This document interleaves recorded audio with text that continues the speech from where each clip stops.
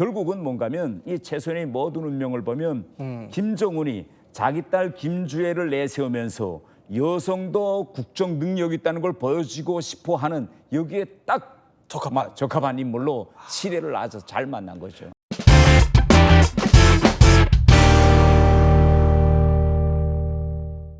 해외에서 북한의 외교의 얼굴을 담당하고 있는 또 인정받는 여성 권력자가 있습니다. 바로 얼마 전에 김정은을 대신해서 푸틴을 만나러 갈 정도로 지금 김정은의 신임을 한 몸에 받고 있는 바로 최선희입니다. 자, 최선희 일단 어떤 인물인지는 우리 태 의원님 제일 잘 아시죠? 예. 친하셨어요? 예. 아니 최선희는 한마디로 말하면 대단히 행운합니다.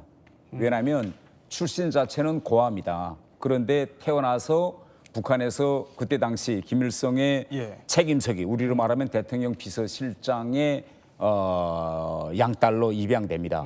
그 다음부터 이제 그 비서실장이 대단히 이제 애지중지해서 키우는데 후에 아버지가 내각 총리까지 됐죠. 그런데 북한에서 엘리트 코스를 밟는데 저하고 대학에서 중학교 때부터 같은 학급에서 계속 공부했는데 일체 다른 과목은 공부를 안 해요. 그래요? 딱 오직 영어와 외교. 그래서 옆에서들 아니 뭐 정치 경제학도 있고 철학도 있고 이런 공부를 왜 안 해 하면 어차피 사회에 나가서 써먹을 거는 외교와 영어겠는데 이러면서 그 과목들이 파서 대단히 이제 그 과목에서 출중한 그런 성적을 보였고 어느 정도 아버지가 애지중지하는가 하면 대학 다니다가 도중에 그때 당시 아프리카에서 짐바브웨란 나라가 있습니다. 이 나라가 백인 정권으로부터 흑인 정권으로 넘어가는데 아프리카에서 제일 명문대가 하라레에 있는 짐바브웨 대학이었어요. 그게 명문대인데 아버지가 김정일한테 찾아가서 우리 딸을 그 대학에 좀 보내주세요. 그래서 유일하게 처음으로 북한의 첫 유학생으로 짐바브웨 종합대학에 이제 입학합니다. 그 정도로 이제 아버지가 품을 들여서 키웠는데 오늘은 저렇게 이제 외교부 장관, 외교부장이 됐죠. 근데 여기도 대단히 특이한 또 스토리가 인생 반전의 스토리가 있습니다. 뭐요? 김정은이 어느 한 순간에 이제 술 파티를 열었습니다. 그래서 술을 먹던 도중에 앞에 앉은 최선희를 보고 최선희 미국 담당 부상하고 부릅니다. 갑자기. 그런데 그때 당시 최선희 부상이 아니었어요. 국장이었습니다.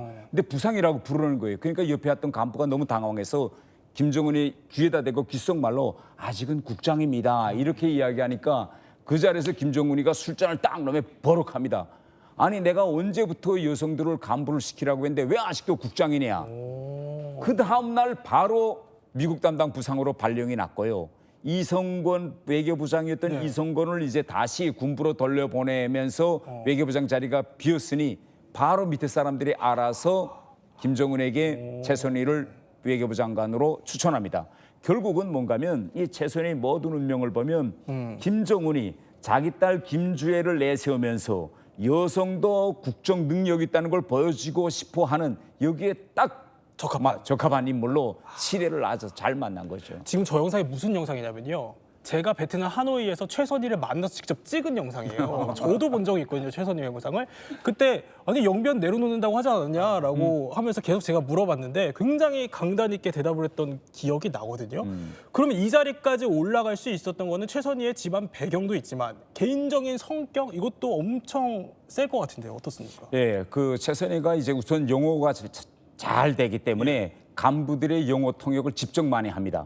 그런데 어떤 사람들의 통역을 많이 하는가 하면 앞으로 북한에서 승진 가도를 달릴 수 있는 이런 사람들한테는 적극적으로 통역이 들어갑니다. 그래서 예하면 이미 숙청된 전 북한 외교부 부장이었던 이영호, 그다음에 김계관 제1부상 이런 사람들과의 관계를 대단히 돈독해서 국장 자리까지는 치고 올라간 거죠. 그렇군요. 그러니까 본인의 성격도 굉장히 어떻게 보면 호탕하고 또 인맥 관리도 상당히 잘하는 아버지를 닮아서 정무적인 판단이 대단히 빠른 그런 여성이라고 볼 수 있겠습니다. 자, 그런데 권력 핵심만이 아니에요. 지금 보면은 김정은이 갖고 있는 행보 자체가 이게 좀 여성 중심으로 이동하는 경향도 보인다고 해요. 맞습니다.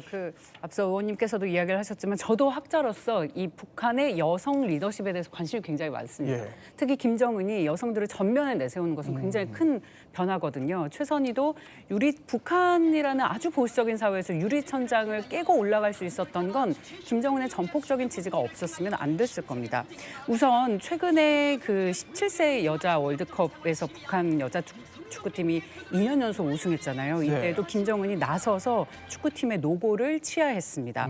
김정은이 이거는 단순히 스포츠 행사를 축하하는 것이 아니라 여성 중심의 통치 전략을 가장 상징적으로 보여주는 것이 아닌가라는 해석을 가능하게 하고요.